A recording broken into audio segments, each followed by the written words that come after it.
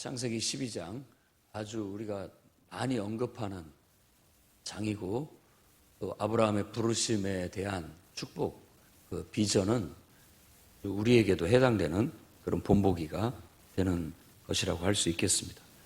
그러니까 노아의 홍수의 심판이 새로운 전환점이 되었고 이제 바벨의 사건을 통해서 뭔가 새로운 또 전환점이 이루어지고 이제 아브라함이라는 한 사람을 선택해서 그 한 사람의 이야기를 통하여 어떻게 보면 하나님은 세상의 구원의 길을 우리에게 제시하고 있다고 볼 수가 있겠습니다.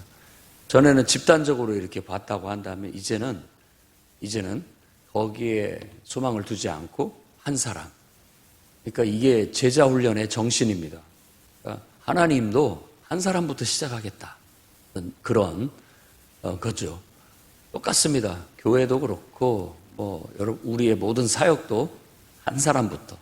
그래서 항상 우리는 나로부터 시작된다. 이런 마음을 가져야 되겠습니다. 환경 탓도 할 것도 없고 사람 탓도 할 것 없고 그냥 나부터 잘하면 된다. 이런 마음을 갖고 우리는 내가 하나님 앞에 바로 서서 하나님과 동행하고 하나님을 선택하고 하나님 뜻대로 나부터 살기 시작하면 된다. 이런 마음을 갖는 게 아주 중요합니다. 다시 얘기하지만 우리는 다 선악과에 독이 퍼져 있는 사람들입니다. 그래서 항상 선악을 따지려고 하고 또 이렇게 옳고 그름을 많이 분별하려고 하지만 조금만 깊이 생각해 보면요. 옳고 그름이라는 것이 참 허무해요. 허무합니다. 그런데도 불구하고 우리가 자꾸 신처럼 옳고 그름을 따지려고 해요. 옳고 그름을 따져서 뭐하나 하는 생각도 들기도 하고 어쩔 때는 우리가 따지는 옳고 그름이 그게 정말 정당한가? 다시 얘기한다면 정말 그게 옳은가 하는 생각도 많이 들어요.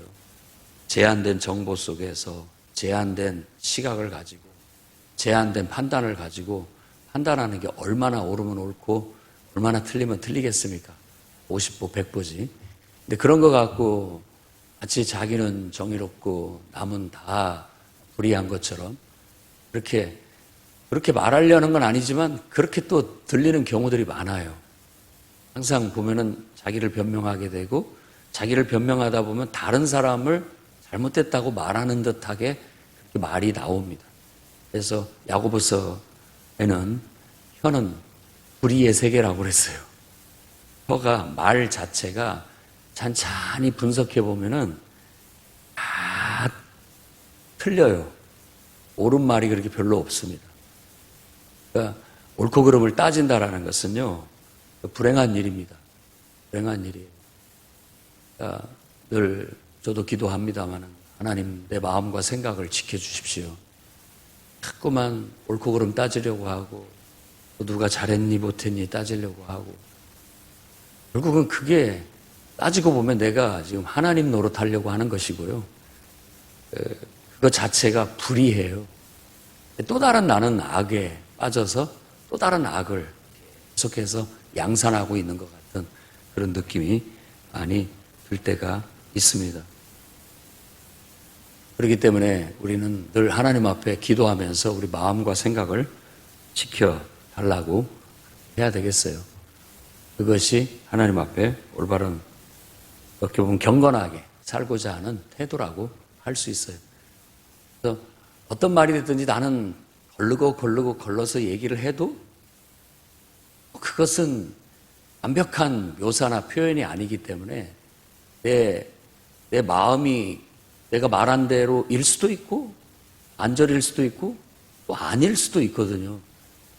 근데 우리는 그냥 객관적인 말 자체에만 신경을 쓰기 때문에 그 말이고 그 사람이다라고만 이렇게 이꼬르로 생각을 하기 때문에 또 다른 오해를 불러일으킬 수 있고 또 다른 곡해가 이루어질 수 있기 때문에 어느 순간 입을 닫게 됩니다. 말을 하는 것 자체가 또 다른 불의구나. 불의가 계속 양산되니까 그렇습니다. 그래서 하나님은 어째 보면은 한 사람부터, 나 한 사람부터, 어떻게 보면 한 사람부터 하나님을 바르게 섬기고 하나님의 뜻대로 살면 된다. 이것이 바로 하나님을 섬기는 새로운 길로 제시를 하고, 이 세상의 다툼과 이 세상의 분열과 이 세상의 갈라짐과 나누어짐과 혼란과 모든 복잡한 문제들은 다 거기서부터 해결책을 찾아서 하나씩 해결해 나가야 된다.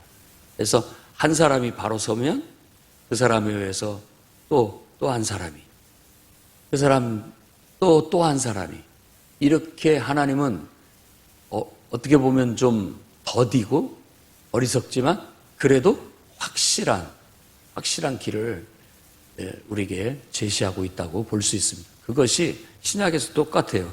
제자 훈련입니다. 제자 훈련.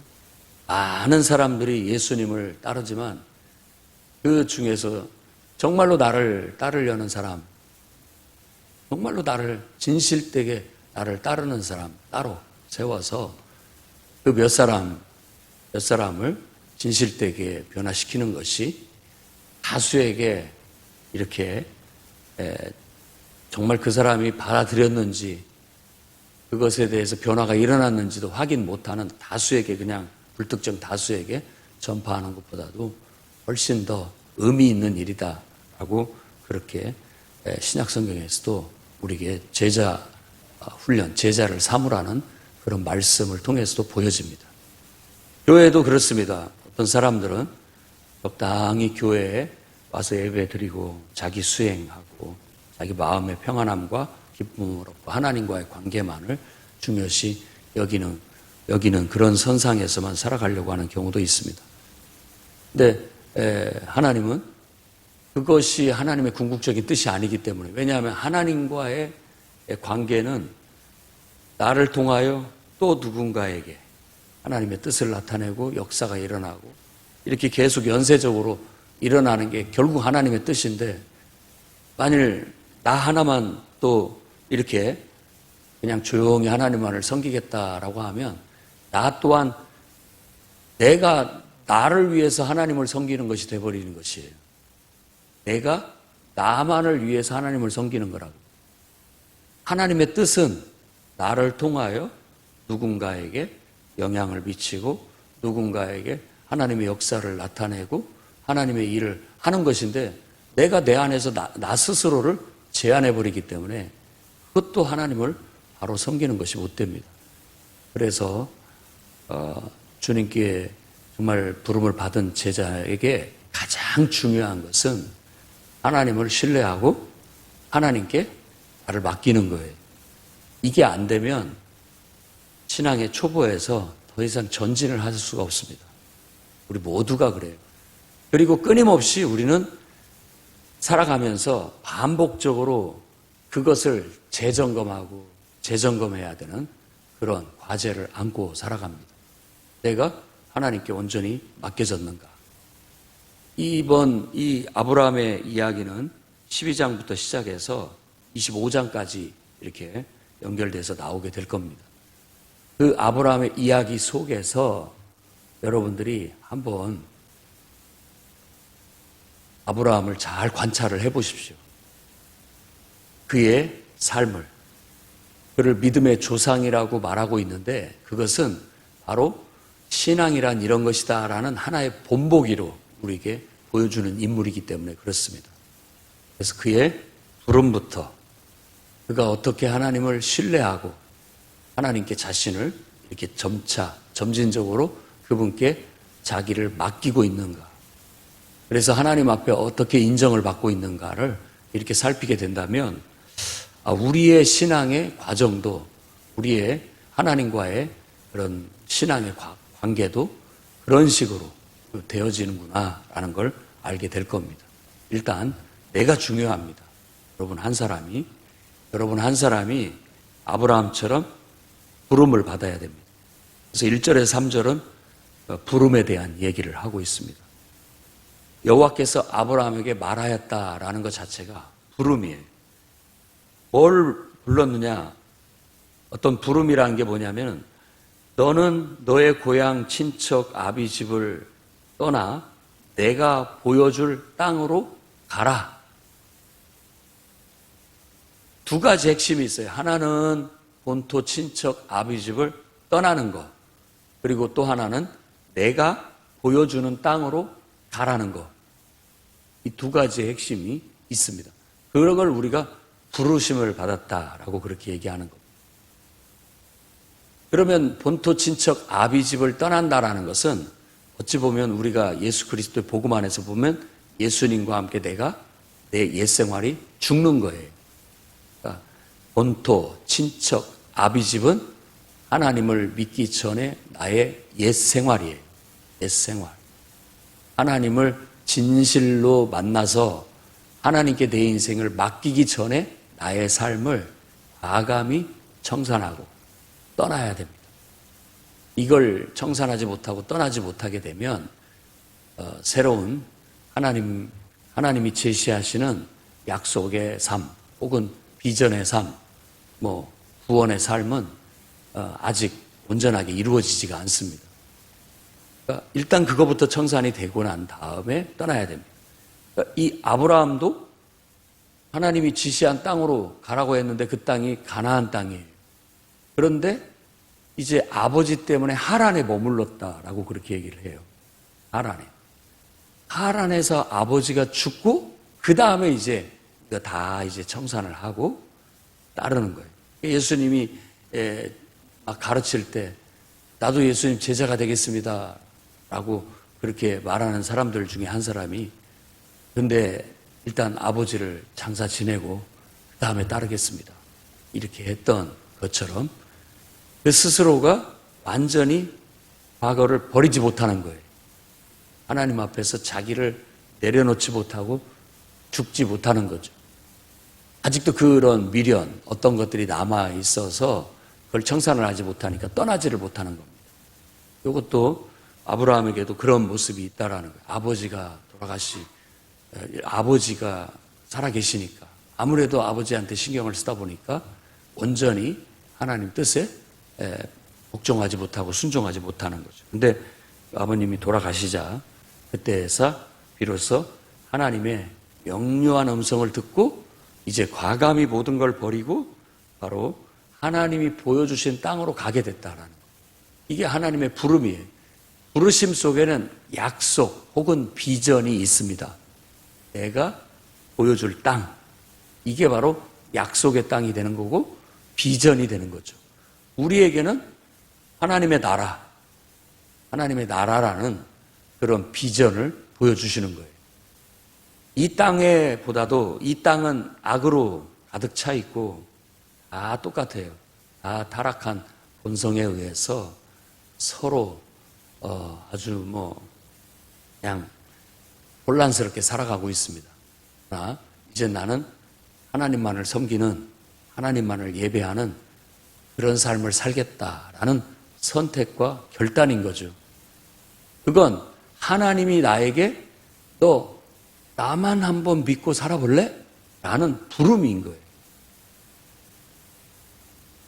나를 예배하는 삶, 곧 어떻게 보면 영적인 진리의 삶, 가장 생명이 있는 삶, 행복이 있는 삶, 나와 함께 그런 삶을 한번 살아보지 않겠니? 라고 하나님께서 나를 꼭 부르시는 것 같은 거예요. 그랬을 때 그것을 우리는 하나님의 약속 혹은 비전이라고 얘기하고 신약 성경에는 이것을 복음이라고도 얘기하고 또 말씀이라고도 얘기를 하는 겁니다. 우리가 말씀대로 산다라고 하는 것은 성경을 다 지키고 산다는 말도 되지만 좁은 의미에서는 말씀대로 산다라는 것은 예수 그리스도의 복음대로 나는 예수님과 함께 죽고 예수님 안에서 다시 태어나서 영적인 삶을 살겠다라는 그걸 온전히 살아간다라는 뜻입니다. 내 자신을 하나님께 완전히 맡기고 이제는 내가 하나님만 예배하고 섬기는 삶을 살겠다. 그게 말씀에 따라서 내가 산다는 뜻입니다. 그래서 오늘 또 여러분이 이렇게 기도하고 예배하고 수행하는 것은 바로 하나님의 말씀대로 내 자신을 온전히 하나님께 맡겨드리고 온전히 하나님만을 섬기는 삶을 살겠다는 결단이고 다시 한번 또 나를 돌아봄이고 그렇게 살기 위한 또 몸부림이기도 한 거예요. 그렇게 살려고 몸부림을 쳐도 어느 순간 아브라함의 인생처럼 또 어떤 위기를 만나게 되고 어려움을 만나게 되면 자꾸만 내 생각을 의지하고 또 내 감정을 쫓아가고 내 판단을 쫓아가는 경우가 생기게 되는 겁니다. 아브라함은 하나님의 부름을 받았고 4절에서 6절에 그는 말씀하신 대로 말씀을 따라 갔다라고 그렇게 얘기합니다. 말씀을 따라 순종을 했습니다. 하나님이 그렇게 우리를 부르셨다면 우리도 아멘하고 저 하나님께 내 인생을 맡깁니다. 당신이 인도하시는 대로 나는 가겠습니다. 이제는 당신과 함께 하나님만을 예배하고 섬기는 그런 삶을 나 하나부터 시작하겠습니다. 그리고 하나씩 더 그런 사람들이 늘어나서 하늘의 별처럼 바다의 모래알처럼 많아지는 그런 하나님 나라, 하나님만 섬기는 그런 세상을 한번 하나님께서도 이루어 봐라라는 비전을 주셨고 나도 그 비전을 줬습니다. 제가 그 비전을 받아들이고 저도 그 비전을 따라 제가 하나의 초석이 되겠습니다. 이렇게 헌신하는 게 부름에 대한 순종이라고 할 수 있습니다. 그래서 이제 아내와 모든 소유와 얻은 사람들을 이끌고 조카 롯과 함께 그는 가나안 땅에 들어갔다라고 얘기하고 첫 번째 들어간 땅이 세겜 땅에 모래 상수리 나무에 도착을 했다고 보고 있습니다. 그때 거기는 이미 가나안 족속들이 거주하고 있었다라는 설명도 덧붙입니다. 그러니까 그 사람들이 이미 살고 있는 곳에 들어갔다는 걸 알 수 있죠. 그다음에 7절에서 9절에 다시 여호와께서 아브라함에게 나타나셨습니다. 다시 한번 비전에 대한 재확신을 주는 거예요. 내가 이 땅을 네 자손에게 주겠다. 비전은 자꾸 기도하면 할수록 구체화되는 겁니다. 하나님은 우리 마음과 생각을 다스리는 분이에요. 그래서 우리 생각 속에 하나님께서 하나님 생각을 넣어주시는 거고 우리의 마음 속에 하나님 마음을 넣어주시는 거예요. 그것이 하나님의 음성으로 들리는 겁니다. 하나님의 음성으로. 그래서 딱 이 땅을 보니까 야, 네 보는 이 땅 내가 너한테 주겠다. 이렇게 하나님께서 말씀하시는 거예요. 아브라함은 그곳이 이곳이 바로 하나님께서 내게 주시는 땅이구나. 이곳에서 하나님을 섬기라고 나를 이곳에 보내셨구나 하고 제단을 쌓고 여호와의 이름을 불렀더라라고 그렇게 얘기합니다. 딱 보면은 셋의 아들 에노스 거기에서 바로 똑같은 표현이 나오죠. 그때부터 비로소 그들이 여호와의 이름을 불렀더라라고 하는 것처럼 바로 하나님만을 섬기는 삶을 시작했다라는 겁니다. 거기서. 그래서 아브라함은 하나님의 말씀을 따라갔고 바로 세겜 땅에 첫 번째 정착해서 그곳에서 하나님을 섬기는 예배의 삶을 살기 시작했다라는 걸 말하고 있고 점점 남방으로 옮겼다라고 그렇게 얘기를 하는데 남방으로 옮겼다라는 곳이 이제 우리가 이제 뒤에 나오는 지명 그 베델과 아이라고 하는 그 사이 그쪽 이렇게 조금씩 이동을 하면서 그가 지냈다라는 걸 알 수 있습니다. 그러니까 우리가 하나님의 부름을 받고 믿음으로 그 길을 따를 때 늘 확신이 필요해요. 확신이 필요할 때마다 우리는 무엇을 통해서 확신을 얻느냐? 하나님의 말씀. 내가 보여줄 땅으로 가라. 가서 딱 그 땅을 봤어요. 이 땅을 너와 내 자손한테 주겠다. 라는 그런 구체적인 확신이 필요한 겁니다.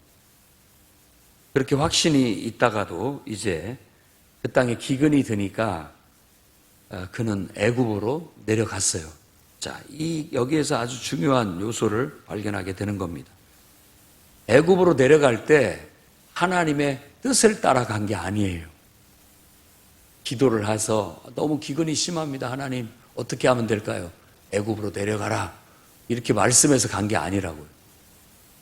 우리가 믿음으로 산다고 하고 하나님 말씀만 따라간다고 하고 하나님만 섬기겠다라고 하지만 딱 어떤 시련이 닥치고 어려움이 닥치면 그 즉시 자기 생각대로 합니다. 훈련이 안 돼가지고. 제자 훈련이라는 건 이런 걸 훈련하고 다듬는 거예요. 실패를 통해서 계속 배워가는 겁니다. 실수를 통해서 다듬어지고 배우는 거예요. 중요한 것은 실패에 대한 책망이 아니라 그걸 통해서 배우고 변화되는 것이에요. 그게 훈련이에요. 그걸 하나님께서 바라시는 것이지 너 이랬으니까 자격이 없어 라고 말하는 게 아니에요. 하나님은 늘 실수를 통해서나 또 실패를 통해서 배우게 하시고 다듬어지게 하시고 훈련되게 해서 아주 성숙한 하나님의 백성으로 하나님의 자녀로 만들기를 원하고 계시는 겁니다. 아브라함이 그렇게 하는 걸 가만히 둡니다. 그래서 애굽으로 내려갔어요. 애굽으로 가다 보니까 애굽에 가면 분명히 이 창세기 6장 배경을 잘 보면 아셔요. 하나님의 아들들이 사람의 딸들을 제 보기 좋은 대로 취했다라고 말하는 것처럼 이 아브라함이라는 게 한 가족이라고만 생각하지 말고 한 부족이라고 생각을 해야 돼요. 한 부족. 애굽은 큰 나라고 이 아브라함은 조그만한 한 부족이에요. 여러 사람을 거느리고 있는 조그만한 부족이라고.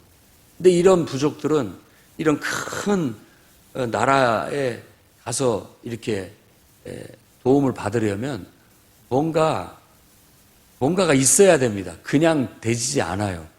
예를 들어 우리 땅에 왜 왔어? 여기서 살려면은 이렇게 해야 돼. 뭐 적어도 볼모는 하나 잡아야 된다. 왜냐하면 여기서 분란을 일으키거나 문제를 일으키거나 마음대로 하면 안 되고 또 우리 땅을 사용하고 있기 때문에 뭔가 확실한 거래가 있어야 된다라고 생각을 하는 거예요. 그러니까 자기 아내를 얘기하는 것이 바로 그런 거라고 볼 수 있습니다. 옛날에도 볼모로 우리 왕자들을 잡아가기도 하고 공주를 데려다가 혼인을 시키기도 하고 이런 건 다 정치적인 문제라고 볼 수 있는 겁니다. 그러니까 이 이야기는 그냥 순수한 아브라함의 이야기를 하고 있지만 아브라함이 지금 염려하는 것은 분명히 가게 되면 누군가 우리가 요구를 하게 될 건데 자기 아내밖에 없어요. 딸이 있는 것도 아니고 아들이 있는 것도 아니고 딱 둘밖에 없는데 안 그러면은 나중에 가서 완전히 그걸 우리가 받아들이지 못하게 된다면 우리 다 죽여버리고 차지하게 될 거라. 하나님의 아들들이 사람의 딸들을 다 차지하려고 하듯이 힘 있는 자가 힘 없는 사람들 그냥 내치고 죽이고 뺏는 건 그냥 우스운 일이에요. 그만큼 악한 세상이죠. 그런 것을 염려해서 들어가게 됐어요. 그래서 너는 내 아내라고 하지 말고 잘 누이라고 해라. 그래야 뭔가 이렇게 해줄 수가 있기 때문에. 아내라고 하면은 그 사람들이 가만두지 않을 거라는 걸 알았기 때문에.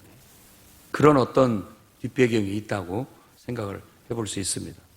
그래서 결국 누이라고 했고 그것은 애굽 사람들에 의해서 또 고관들에 의해서 바로 왕에게 들어가게 됐고 바로 왕은 네가 이 땅에 사는 조건으로 여기 와서 들어와서 사는 조건으로 그 여인을 볼모로 잡는 겁니다. 왕궁에 잡아두게 되는 것이죠. 그리고 그 대가로 아브라함에게 낙타도 주고 또 양도 주고 소도 주고 노비도 주고 나귀도 줬다라고 그렇게 얘기를 하고 있어요. 그래서 그 덕에 이제 그 애굽에서 이 기근의 어려움 속에서 생존할 수 있게 됐다라고 말합니다. 그때 이제 하나님이 개입하십니다. 17절 말씀 보면 여호와께서 바로를 큰 재앙으로 치셨다라고 말하고 있습니다. 왜? 아내 사레일 때문에 아브라함의 아내 사레를 그가 붙잡고 있었기 때문에 결국은 그 집안을, 바로의 왕족을 하나님이 큰 재앙으로 치셨어요. 이제 그것이 이게 신으로부터 왔다라는 걸 알고 결국 그 내막을 알게 된 바로는 아브라함을 불러서 네가 어찌하여 나한테 이렇게 했느냐, 왜 아내라고 말하지 않았느냐, 네 아내를 데려가라 하면서 큰 재앙의 화근이 된 아내를 내주게 된 것이죠. 그렇게 해서 이렇게 나아갑니다. 자, 아브라함의 실수, 실패에도 하나님은 끝까지 그를 포기하지 않는다라는 겁니다. 하나님이 적절한 때에 그를 거기에서 구해내시고 그를 깨우쳐서 또 다시 약속을 따라 나아갈 수 있도록 만들어주는 겁니다. 인간은 자꾸만 우리가 하나님을 섬길 때 인간적으로 실패하고 육신적으로 실패하더라도 하나님은 우리를 그냥 두지 않고 끝까지 개입하셔서 우리를 깨우치시고 자꾸만 올바른 길로, 신앙의 길로 인도하신다라는 걸 믿으시기 바랍니다. 우리는 실패할지라도 하나님은 실패하지 않습니다. 사람으로는 할 수 없지만 하나님이 하십니다. 늘 우리는 그런 고백을 해야 돼요. 나는 부족하지만 하나님이 하십니다. 하나님이 나를 통해서 하십니다. 이런 믿음을 갖고 늘 믿음에 도전을 하는 거예요. 믿음은 어떻게 보면 용기고 믿음은 도전인 거예요. 하나님이 하신다라는 그런 확신을 갖고 나아가시기 바랍니다.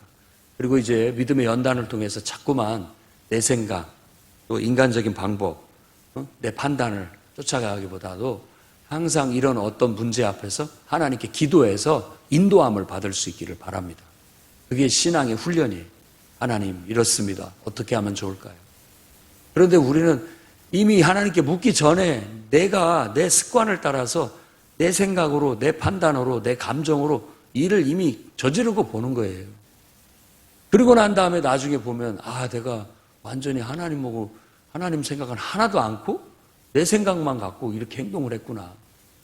그걸 깨닫게 되는 것이죠. 근데 아브라함은 지금 깨닫는 것처럼 보이지 않지만 우리가 그걸 깨달으라고 이 이야기를 우리에게 전해주고 있는 거예요. 그러니 우리가 항상 하나님을 섬기기 위해서 나선 이 길이 축복의 길이고 이 길이 행복의 길이고 이 길이 영생의 길이라는 걸 믿기 때문에 출발을 했는데 오직 하나님만을 섬기고 하나님만을 예배하는 삶을 살겠다라고 하면서 나도 모르게 또 내 생각에 또 내 판단에 내 감정에 사로잡혀서 이렇게 애굽으로 내려가는 어려움을 내 식으로 해결하려고 하는 그런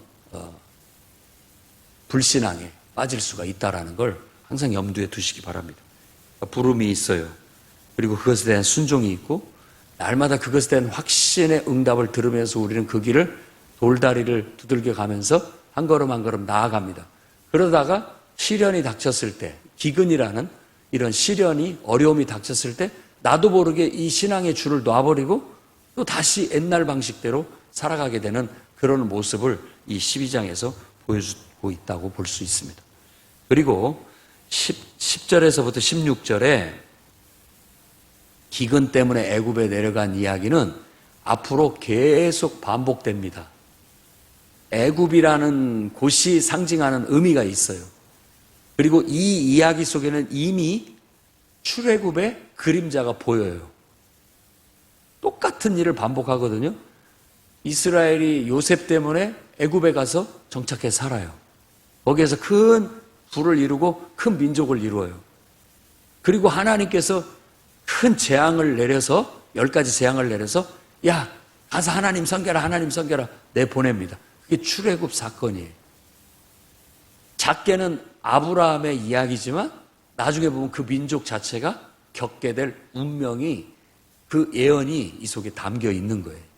이 일을 반복합니다. 근데 이런 식으로 아내를 누이라고 말하는 이야기가 창세기 3번 나와요. 여기 12장에 한번 나오고 20장에 아비멜렉, 가나안의 아비멜렉 왕에게 가서 또 한번 그렇게 하고요. 그 다음에 26장에도 나오는데 이삭이 또 똑같이 아비멜렉 앞에서 자기 아내를 누이라고 그렇게 얘기한다라는 거예요. 비슷한 맥락이 있어요. 그리고 다 이 사람들의 주로 공통적인 것이 뭐냐면 항상 어떤 곳을 떠납니다. 새로운 시작, 이런 것들을 알리는 거죠. 그래서 성경에서 거듭남의 도를 어떻게 네가 이스라엘을 납비우면서 모른단 말이냐 라고 얘기하는데, 노아의 이야기 속에서도 거듭남이 있고, 그리고 이 아브라함의 이야기 속에서도 거듭남이 있는 겁니다. 항상 우리는 죽고 다시 태어나야 믿음의 영적인 새 삶을 살 수 있어요.